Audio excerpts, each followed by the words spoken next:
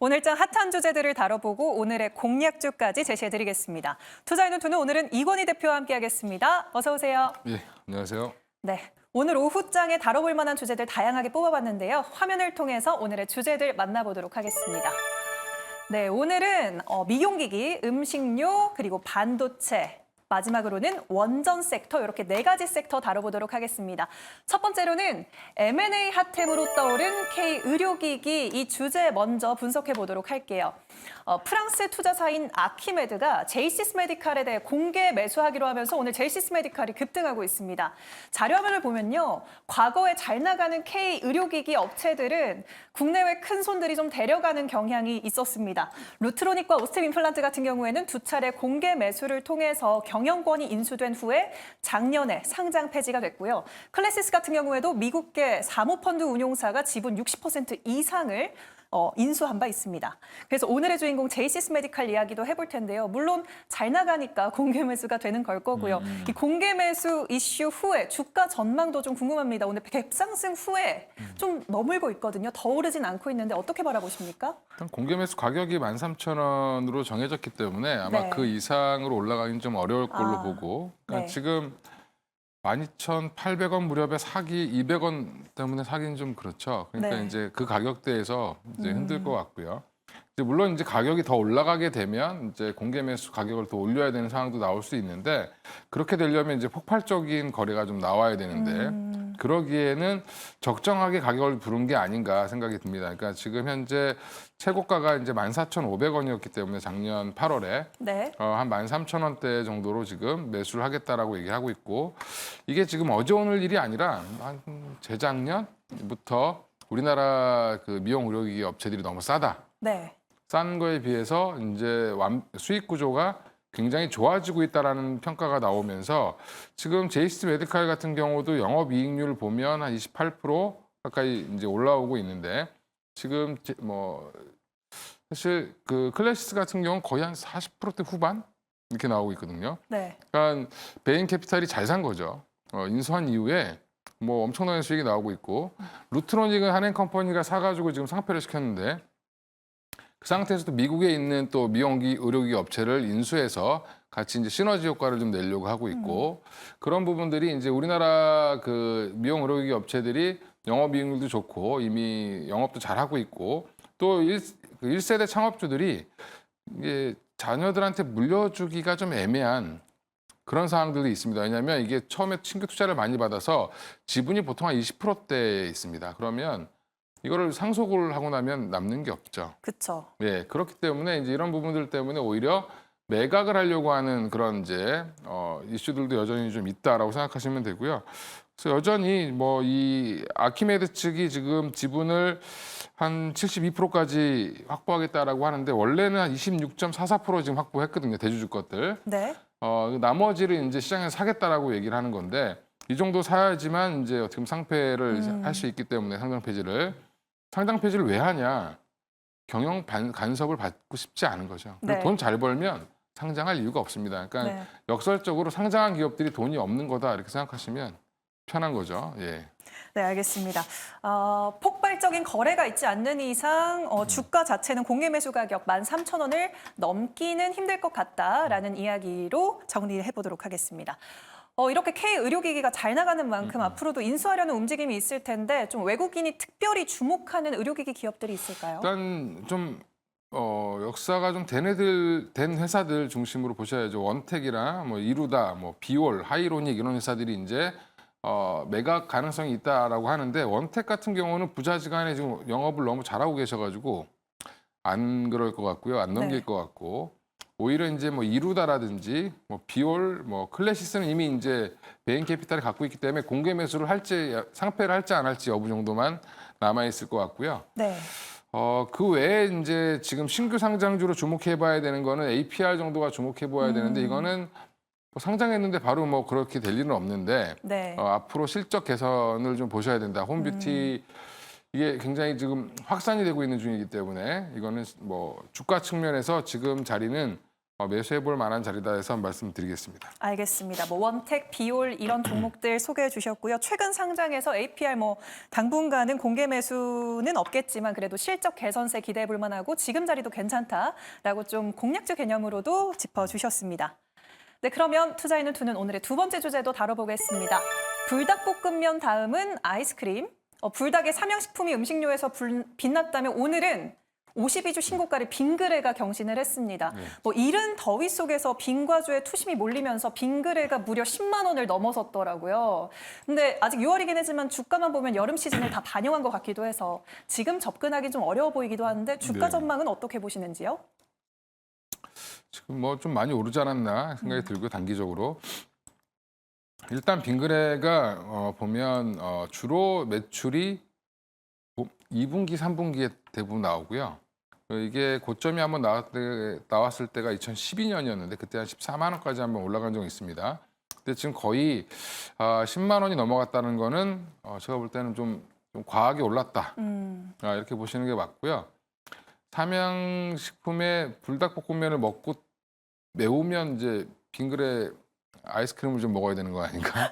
뭐 이렇게 되는 것 같은데 지금 음식료주들이 올라오는 이유 중에 뭐 혜태제과 관련되는 것도 뭐 상한가 가고 막 하는데 네. 좀 소외됐던 이제 빙과류라든지 나머지 이제 음식료 중에서 제과 업체들 종목들이 올라오고 있는 거는 약간 뭐 순환매성이라고 좀 보고 있고요. 네. 또 하나 이제 농심도 이제 오늘 갑자기 더 많이 올라가죠. 올라오는 이유도 삼양식품이 개척한 길을 이제 거꾸로 얘기하고 있습니다. 예전에 농심이 개척한 길을 삼양이 따라간다 그랬는데 지금 삼양식품이 뚫어놓은 길을 농심이 따라간다. 뭐 이런 수출 비중이 아직은 좀 낮죠. 농심 네. 같은 경우는. 그래서 그 부분이 좋아질 거라는 기대감이 반영되고 있는 중이고요. 또 하나가 이제 요즘에 미국의 그러니까 글로벌 유튜버들 중에 이제 이런 제품을 소개하는 유튜버들이 많은데 최근 들어서 그렇게 한국 뭐 초코파이부터 시작해서 네. 이런 빙과류까지 소개를 엄청 열심히 하고 있다라고 합니다. 이거를 또 역이용해서 우리나라 기업들이 이제 그쪽에다 홍보를 맡기는 경우도 있고. 그래서 지금 예전에 내수에서 이제 수출주로의 이제 변모 과정에서 조금 그동안 눌려있던 종목들이 좀 과하게 튀어 올라온다 이렇게 생각하시면 되고요. 네. 이게 거의 뭐 사실은 삼양식품 덕택인 것 같습니다. 네, 삼양식품이 그동안 많이 올라서 이 음식료 업종 섹터 내에서 순환매가 돌면서 오늘 빙그레도 그렇고 농심도 그렇고 튀어 오르고 있다. 하지만 좀 과한 감도 있다라고 정리해 보도록 하겠습니다. 근데 오늘 농심도 그렇고요. 뭐 네. 북미에서 냉동김밥 붐이 일면서 전거래일에 우양은 뭐 상한가까지 갔습니다. 근데 최근에 주가가 2배 이상 뛰었는데 상한가까지 가서 오늘은 좀 쉬고 있더라고요. 주가 지금 매수 유효한가요? 우양 조정 나오면 뭐 사볼 만할 것 같긴 한데 아마 오늘 이렇게 상한가 이후에 조정이 나왔다는 거는 적어도 8,000원 밑까지는 한번 빠질 수 있다라고 생각하시고 8,800원 정도에 거래되는데 여기서 한 10% 정도 더 떨어질 수 있으니까 뭐 8,000원 부근 정도에서 다시 한번 매수해 보셔도 될 것 같습니다. 왜냐하면 이게 냉동김밥의 그게 어제 오늘 일은 아니고 꾸준히 증가했는데 최근 들어서 이게 부각이 된 거죠. 다 알고 있었는데 갑자기 이게 불닭볶음면 때문에 막 찾는 거죠 이제 시장에서. 그래서 지금 냉동김밥도 잘 팔린데 이렇게 해서 지금 올라온 건데 그러면서 지금 오늘은 또 농심이 또 13% 이상 올라오고 있습니다. 네. 역시 김밥엔 신라면이죠. 예. 그런 것 같습니다. 예. 농담을 했는데 네. 별로 안 받으셔가지고. 네. 그래서 농심이 올라온 이유도 제가 이제 농심이나 대상이나 이런 종목들이 삼양식품 뒤를 따라갈 가능성이 높다. 왜냐하면 이게 예전에 하이브가 상장했을 때 나머지 종목들이 엔터주들이 쭉 따라 올라오는 경향이 있었는데 그런 부분들을 밸류가 전반적으로 올라오는 부분에서 따라간다라고 생각하시면 되고요. 네. 그럼 거꾸로 역발상으로 오뚜기도 올라올 가능성이 높겠죠. 그렇게 되면 네. 뭐 오리온도 올라오고 있고 지금 다 올라오는데 라면 중에서는 오뚜기가 좀 소외받았으니까 오뚜기가 또 한 번 또 따라올 수도 있다라고 보시고 오히려 길목 찾기를 거기서 또 해보시는 것도 나쁘지 않다. 그렇게 말씀드리겠습니다. 알겠습니다. 우양 조금 더 조정 들어올 수 있기 때문에 8,000원 부근에서 접근 가능할 것 같고 오뚜기가 라면 종목 중에서는 좀 소외받은 감이 있기 때문에 오뚜기도 좀 노려보면 어떨까라는 의견까지 들어봤습니다. 네, 그리고 이번 주 빅 이벤트 주간이죠. 오늘의 세 번째 주제는 엔비디아, 애플에 주목하라라고 잡아봤습니다. 우선 엔비디아 자료 보면서 짚어보도록 하겠습니다. 엔비디아가 오늘 밤에 10대 1로 액면 분할돼서 거래됩니다. 미 주요 빅테크 기업들의 액면 분할 이후 주가 흐름을 살펴보면요. 정답이 없습니다. 다 들쑥날쑥한데요. 엔비디아의 3년 전 4대 1 액면 분할 시의 주가 흐름을 보면 상당히 좋습니다.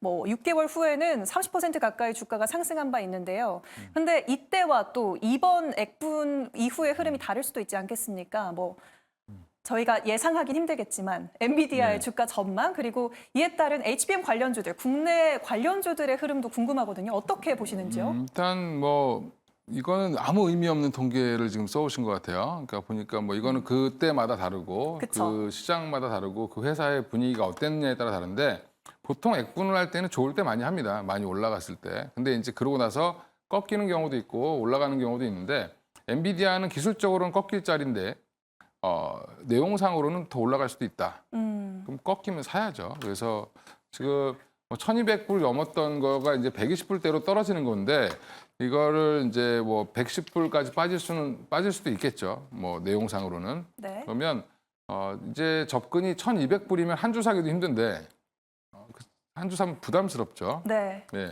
근데 이제 120불로 떨어지면 한 5주 사는 것도 별로 부담은 좀 덜하니까 뭐 이런 부분들 때문에 개인 투자자들은 더 몰릴 가능성이 있다라고 보고 있고요. 그래서 우리나라 국민들이 제일 많이 보유하고 있는 지금 미국 주식이라고 합니다. 엔비디아가. 네.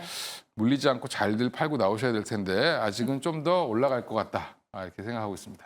네, 엔비디아 조금 더 오르지 않을까라는 이야기. 그리고 좀 꺾이면 사야죠. 라는 말씀까지 덧붙여 주셨네요. 네, 그럼 다음 자료 보면서 애플 이야기도 다뤄보죠. 내일 새벽 2시경에 애플 세계 개발자 회의가 열립니다. AI 대응이 늦었다는 평가를 받는 애플이 자료 한번 보시면 AI 전략 로드맵을 발표할 거란 이야기 때문에 기대감 모으고 있고 애플 수혜주나 또 온디바이스 AI 쪽으로 수급이 확산될까라는 기대감까지 나오고 있는데 이 기대감에 동의하시나요, 대표님? 뭐 기대는 항상 할 수 있는 거니까 기대는 네. 자유죠. 예, 자유고 지금 온디바이스 AI 뭐 소프트웨어 관련된 종목들 쪽으로 확산될 가능성이 높은데 개발자 회의를 열고 봐야 됩니다. 왜냐하면 애플이 이례적으로 이번에는 뭘 하겠다라고 얘기를 했는데 네. 사실은 계속 항상 신비주의죠. 좀 주식 투자 입장으로서는 좀 짜증나는 회사인데 예, 미리 뭘 안 알려줍니다. 이번 개발자회 주제가 근데 iOS 그러니까 18 체제에 대해서 어떻게 이거를 오픈 AI와 접목을 해서 어떻게 개발자들이 이렇게 해라, 활용을 해라. 그런 이제 로드맵을 주는 거거든요. 그러면 그걸 보고 개발자들이 이제 이런 프로그램을 만들어서 iOS에다 올려야 되겠구나라고 이제 얘기가 나올 거고 그러면 그걸 올릴 만한 회사들이 또 올라가겠죠. 네. 옛날에 챗 GPT스에 이제 뭐 올렸다는 이유만으로도 막 주가가 올라갔었습니다. 물론 돈은 못 벌었지만. 그러니까 그런 종목들이 이제 나올 거고요. 그런 종목들은 아마 개발자 회의가 진행되는 과정에서 아마 내일 정도에 오늘 저녁이나 내일 새벽 정도 되면 뭐 얘기들이 좀 나오지 않겠나 생각을 하고 있고 네. 아직은 지금 아이폰 16부터 이거를 적용하기 때문에 관련된 뭐 LG이노텍, 뭐 BH, 자화전자, 이수페타시스, ITM 반도체 뭐 이런 수혜 종목들이 있습니다. 이런 종목들 중심으로 해서 단기적인 상승을 할 가능성이 높고요. 왜냐하면 이게 뭐 16이 아직 나오진 않았으니까 나오기 네. 전까지는 계속 드라이브는 걸 것 같다 이렇게 생각하시고 내가 뭘 사야 돼 소프트웨어 종목들 뭘 사야 될지 모르겠다. 뭐 아까 이제 직전에 이제 말씀을 해주시긴 했는데 굉장히 종목이 많아서 뭐가 걸릴지 모릅니다. 사실은 뭐 크라우드웍스가 걸릴지 뭐 어떤 게 걸릴지 사실 잘 모르기 때문에 이런 것들을 조금 더 뭐 폴라리스 오피스가 갑자기 올라갈 수도 있고 뭐 인스웨이브 시스템이 올라갈 수도 있고 근데 이제 이런 것들은 내용이 뭐가 나오냐에 따라 다르기 때문에 그건 좀 지켜봐야 될 것 같습니다. 네, 내일 이제 내용이 나오겠죠. 뭐가 걸릴지 모르겠지만 참 다양한 수혜주들 중에 선별해서 단기적으로 좀 주가가 오르는 것들이 있겠다라고 정리해 보도록 하겠습니다. 네, 그리고 오늘 원전주들이 강하죠. 네. 마지막 주제도 다뤄보도록 하겠습니다. 너도 나도 원전으로라고 주제를 잡아봤는데요. 미국과 중국에 이어서 독일과 일본도 원전을 확대하는 방향으로 좀 돌렸습니다. 국내에서도 탈원전 완전 폐기를 선언을 하면서 정부가 그래서 오늘 원전주 흐름이 상당히 좋은데요. 그동안 대표님께서 좀 원전주에 대해서는 보수적인 의견을 네. 제시해 주셨거든요. 네. 여전한가요? 여전히 보수적이고요. 네. 일단 이제 제가 보수적인 이유는 제가 뭐 저를 나쁘게 생각하시는 분도 계실 수 있는데 일단 오늘 BHI라는 종목이 급등을 했는데 관련돼서 이제 원전 종목들이 움직였는데 네. 이게 우즈베키스탄이랑 투르크메니스탄 오랜만에 이제 그 두 네이분이 나가시잖아요. 그것 때문에 경제 사절단에 포함되어 있다는 이유로 올라간 겁니다. 아, 네. 그러면 그쪽에도 당연히 발전 수요는 있겠죠. 그러니까 우리나라가 노릴 시장은 딱 정해져 있습니다. 선진국은 안 되고요. 일단 서유럽은 안 되고 그럼 대부분 동유럽 아니면 중앙아시아, 동남아시아 이 정도일 텐데 그쪽에 원전을 수출해야지만 됩니다. 중동까지 포함하면. 근데 우리가 이때까지 중동 그러니까 수출했던 경험은 딱 한 번 있죠. 아랍에미레이트에 이명박 정권 때 한 번 있습니다. 네. 그러니까 그때 이후에 근데 사실 그것도 사실 돈을 많이 못 벌었던 부분인데 이게 기대감이죠. 계속 할 수 있다, 할 수 있다, 할 수 있다라는 기대감은 있는데 네. 된 건 별로 없다. 그리고 전 세계적으로 원전이 확대되고 있는 건 맞습니다. 왜냐하면 이제 전기가 부족하니까 신재생 에너지로만은 이제 채울 수 없는 부분들을 지금 화석 연료를 하기 어려우기 때문에 그런 건데 그런 부분들 때문에 여전히 기대는 충분히 받을 수 있다라고 보고 있습니다. 네, 기대감은 받을 수 있으나 이 기대감이 실현되는 것까지를 봐야 한다라고 이야기해 주셨습니다. 그러면 해외에서 원전 확대 기조를 보이고 있고 또 원자력 발전소 설비 용량을 뭐 2050년까지 최소 3배 이상 늘려야 한다고 하니까 각국의 원전 수주전도 치열한 상황인 것 같은데요.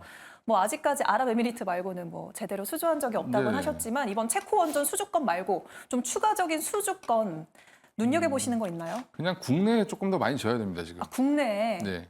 국내에 지금 이번에 그 전력 수급 관련된 계획을 보면 10년 단위로 이제 세우는데 네. 이번에 원전을 지금보다는 못해도 지금 짓고 있는 거 말고 추가로 또 지어야 된다라는 얘기가 나왔기 때문에 네. 국내 수요가 가장 뭐 저는 눈앞에 보이는 거라고 보시면 될 것 같고요. 원전 수출은 조금은 너무 기대감이 너무 많이 붙어 있다. 우리나라가 지금 웨스팅하우스랑 걸려 있는 게 아직도 분쟁이 안 끝났습니다. 조용하다고 해서 분쟁이 끝났다고 생각하시면 안 되고 네. 여전히 소송이 진행 중이기 때문에 거기에 관련돼서 우리나라 수출을 하면 웨스팅하우스가 계속 제재 걸 겁니다. 딴지를.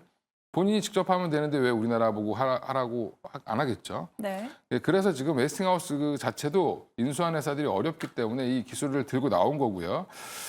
우리나라 기술이 자체 기술이 아니라 웨스팅하우스에서 전수받은 기술이기 때문에 항상 문제가 된다라는 부분 알아두시면 단기 트레이딩 영역으로만 대응하시는 게 좋을 것 같습니다. 네, 원전 관련주들은 일단 국내 수요가 가장 눈앞에서 현실화될 수 있는 그러한 소스들이고 일단은 단기적인 모멘텀만 있다라고 생각을 하고 접근하는 게 좋겠다라고 정리해 보도록 하겠습니다. 그럼 오늘 총 4가지 섹터를 함께 다뤄봤는데 어떤 섹터에서 매수해 놓은 종목을 좀 뽑아보면 좋을까요, 대표님? 여전히 지금 뭐 애플도 관심이 있고 뭐 지금 원전도 있고 여러 가지 이슈들이 있지만 네. 가장 큰 이슈는 젠슨왕이 HBM을 8개에서 12개까지 늘려야 된다라고 얘기한 거죠. 네. 그러면 결국에는 지금 AI 관련된 AI 지금 거대 언어 모델 관련된 AI 칩 관련된 수요는 계속 증가 중이다. 지금 뭐 엔비디아를 독점으로 조사를 한다라고 미국 의회에서 했는데 거의 조사 불가능합니다. 이게 대체가 없기 때문에 네. 조사를 해도 그걸 막을 수는 없는 거고요. 주가가 이제 그래서 안 움직이는 건데 이수페타시스를 보려고 하고 있고요. 지금 자리는 54,900원 찍고 잘 쉬고 있고요. 최근 보고서에 따르면 이제 사공장이 이제 6월부터 들어가는데 가동이 들어가는데 이게 본격 반영되기 시작하면 충분히 주가는 더 갈 수 있다라고 보시면 될 것 같습니다. 그래서 앞으로 이스페타시스 목표가 한 6만 원까지 보셔도 좋을 것 같습니다. 네, 오늘 매수해놓은 종목 나왔습니다. 반도체 섹터의 이수페타시스 제시해드렸고요. 오늘은 이건희 대표와 투자인은 함께했습니다. 네, 오늘 좋은 말씀 고맙습니다. 예, 감사합니다.